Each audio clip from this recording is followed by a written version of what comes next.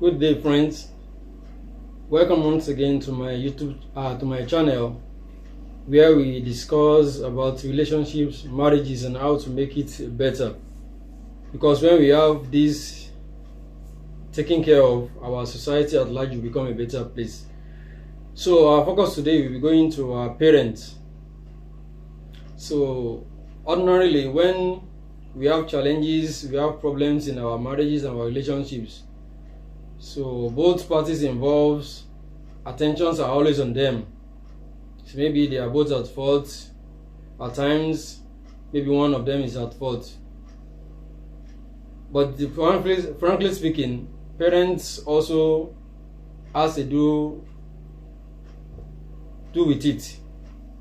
I mean to say, what the way parents do bring up their children says a lot about what kind of person they are going to be in future as a man or as a woman. You cannot rule that out. The upbringing of a child will of course determine the kind of person he or she becomes in life, either as a man or as a woman. That's why parents or parents to be should take cognizance of bringing up their children in the best way possible, so that they don't become a problem to their future spouses.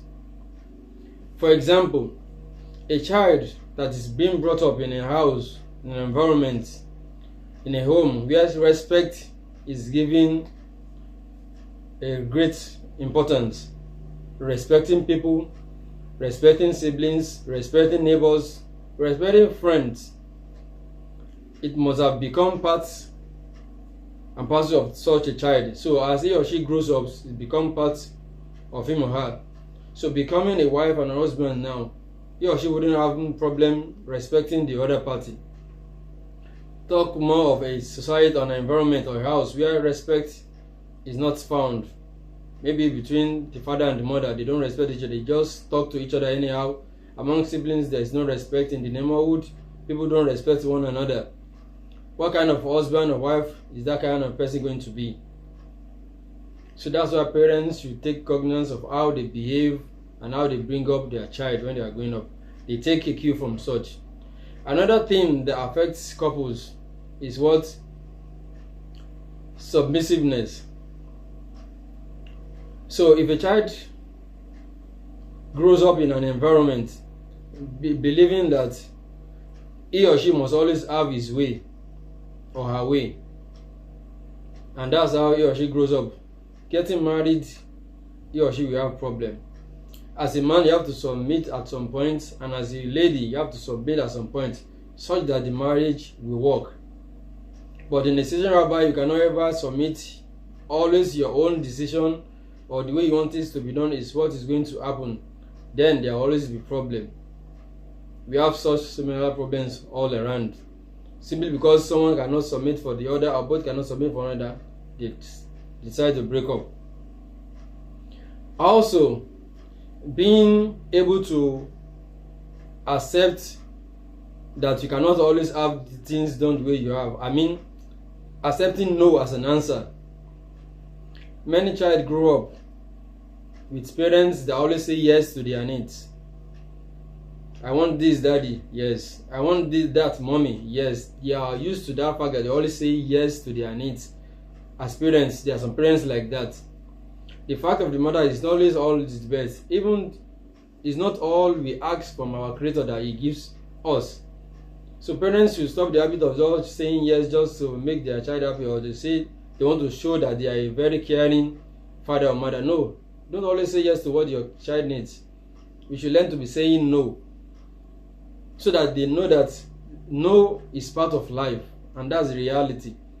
Assuming a girl child that is used to saying, expecting yes for everything he or she asks for, she now got married now, and the husband cannot always say yes to what she needs, then there's problem. You start seeing the husband as a bad person, because our parents are always saying yes. Now the husband is now saying no to some things.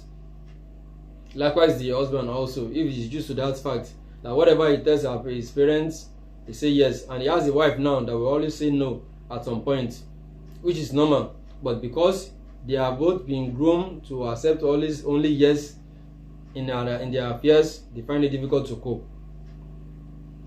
And another thing is that parents should let their kids know that being given material things doesn't mean it's different from you being loved. So how would I put it?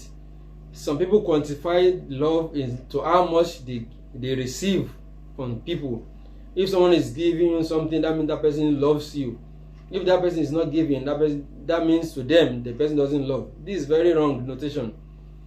Giving something or accepting something does not really have to do with love. Someone might not really like you and be giving you something. So to some of them, like as they grow older now, or they become married now, if the other person, their spouse, is not giving them what they need, they quickly tell me that the person doesn't love them. So that's not the issue in most cases. It's good to be giving, it's good to accept things and so on and so forth, but we should not always believe that once that person is not giving you what you need, what you request for, the person doesn't love or care about you. So to our parents, let's take note of these little things as we are growing our kids. Let them know the reality of life from the beginning, such that by the time they become a husband or wife, a parent, they know how to bring up their own child also, and they will not be a burden or a problem to their partner. So I pray that Almighty God should continue to be our marriages and our relationships, so that we always have a better society at large. Thank you very much. You can always like and put your comment in the comment section after each video.